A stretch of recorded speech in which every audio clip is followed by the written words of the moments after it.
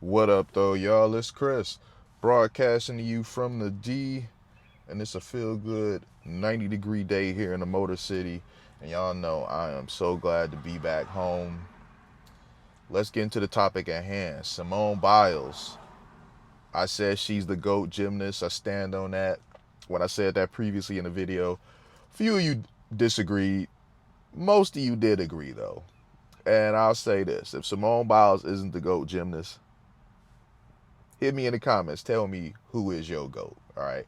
I'm not going to challenge whether your GOAT is the GOAT or not. I'm just curious who your GOAT is. So if Simone Biles isn't it, I'm curious to know who yours is. So let me know. I'm going to be checking those comments, looking out for that. But speaking of the GOAT, it looks like recently she deactivated her X account. I follow her on X, and I was just kind of curious, seeing, has she said anything else? Because she did kind of go dark for a bit, and I was curious to see if she said anything else. And no, she's not said anything else because that account has been deactivated. You know, there's a few things that I have to say about this. She was really the gymnastics darling. She's small and just really amazing. You have this woman with this small body doing these amazing things, and people absolutely loved her. She really was the gymnast darling. Where people began to kind of change their mind about her, I didn't feel this way, but a lot of people felt like she quit on her team in the Olympics. What was that? The 2020 Olympics that got pushed back to 2021 because of COVID. People felt like she quit on them, and they didn't like it. Look, I don't know. I tried to give her I guess the benefit of the doubt. To my understanding, she's never quit before. I don't know why she wouldn't want to collect more medals since she's not, since she's so good at it. So when she said she had whatever, the twisties or whatever it is that was giving her muscle spasms and she wasn't able to perform, was I disappointed? Yes, but I didn't label her as quitting on the team because, as I said, to my knowledge, she's never quit before. And why wouldn't she go out there and collect more medals? But a lot of people felt like she quit on the team, so she kind of fell out of favor with that. Now she gained some of those people back in the Olympics last summer because she went out there and did her thing, collecting more gold medals. So she did win a lot of people back. Like, see, she can perform. It's not about nerves or all that. She's not a quitter. She just, according to her, she had a medical issue. I don't know. I'm in no position to challenge it, so I took her at her word. But then she got married, and people were loving that for her. And then her husband said he's the prize, and these were mostly bitter single women, thinking that she should divorce him because how dare he say he's the prize. We don't even know who he is. We wouldn't even know who he was if he wasn't married to her. He's Mrs. or he's Mr. Biles and all that. And there's a little truth in that. He kind of is Mr. Biles.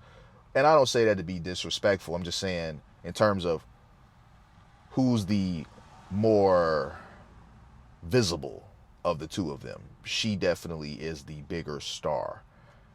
No, I did not know who he was. What, Jesse Owens? See, I'm still wondering, is that even his name? So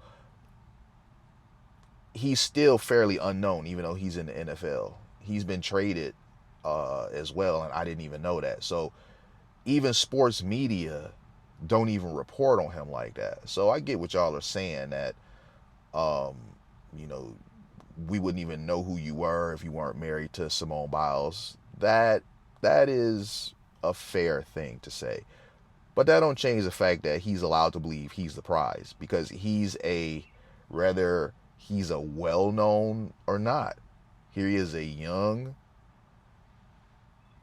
financially successful, man with no baby mamas. We all know that in terms of young men out there, he's a rock star. I mean, he fits the checklist that women are looking for in a man. So he is the prize. He is the prize in terms of when you're looking for a husband. He is the prize. So I get what he's saying, but I get it, ladies. Y'all don't like a man to talk about himself. You know, it's okay for the brother to put himself down. I'm so lucky to have her, but how dare he say no? She lucky to have me. So I get it, man. And she was jumping online defending him as a good wife should. You guys know I was speaking up Liver King's wife. She was online defending him, and I'm like, how can I be mad at that? I mean, that's his wife. She defended her man. I mean, really, how can I be mad at a woman that's defending her man? So when she was defending her man, I'm like, okay, you go, girl. She defended her man. But a lot of people didn't like that either. And they were also upset at the fact that she's not listening to the internet and divorcing her new husband because they think that she should. So that was already a mix of where Simone Biles lost some favor.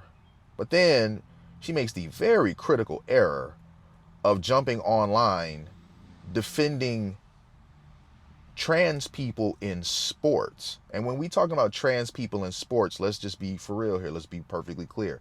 It's always men trying to compete against women because we never see it going the other way.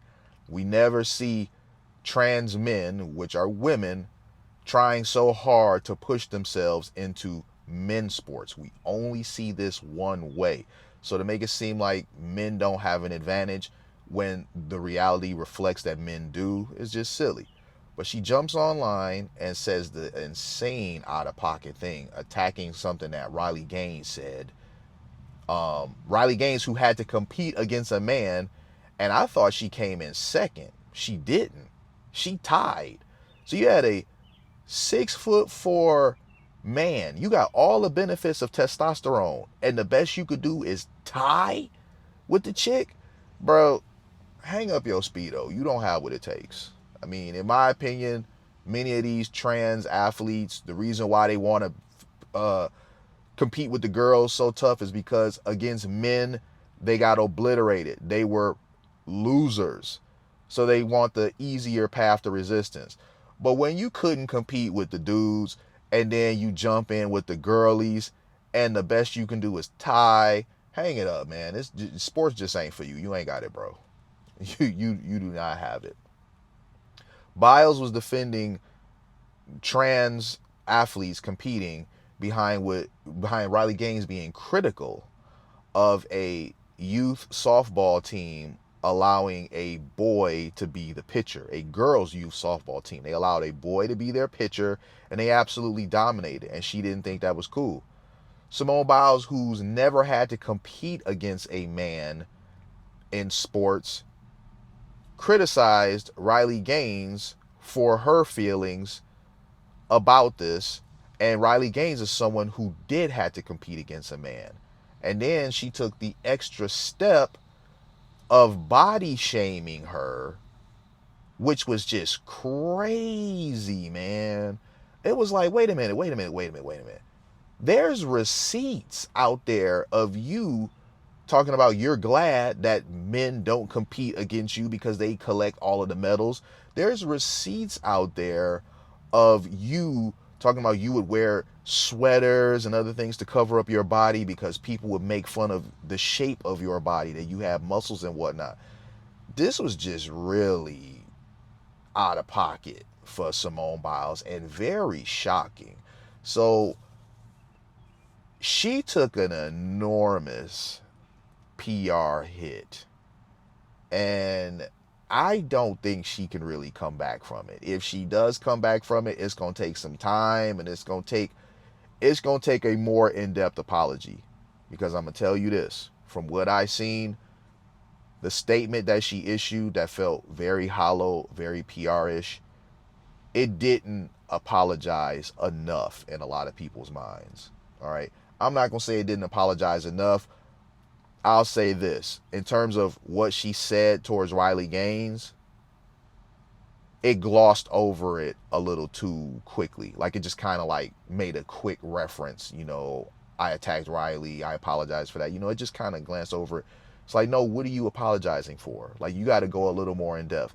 I shouldn't have said this. I shouldn't have said that. I understand where she's coming from because she actually had to compete against a trans athlete and I didn't. Like, people are just looking for accountability. People want the apology to be at the same volume that the disrespect was, and that just didn't happen. So online can be a mean place, especially when you put yourself out there with saying controversial things like she's just mad because she lost a race, when we know that ain't it. Oh, there's the noise of the video. So for those of you that may not know, over here in the downtown Midtown area, there's a few really big hospitals. So if you call for help, it's a huge chance that if it's dire enough, you'll be rushed over here. So that's why sometimes in my videos you may hear the ambulances, because they're coming over here to go to one of the hospitals. So that's the noise for the video. You guys know there's noise in almost every video. There wasn't really in the Connecticut videos though, right? I think that's all that needs to be said about it though, man. People expect, as I was saying, that the apology be of equal volume as the disrespect, and a lot of people just didn't feel like she did that, and the internet can be a cruel place. So she likely found herself receiving a lot of extremely mean tweets, because that's what the internet does. And finally she just like, I'll just shut it down. Now, I didn't check her IG. I probably should have. I'm curious about that, if her IG. I was gonna look it up, but whatever. You guys don't care about that. I'll leave it there though, you guys. Hit me with a like if you like what I do. Hit me with a sub if you like what I do, and hit me in them comments. I'ma holla at y'all. Peace.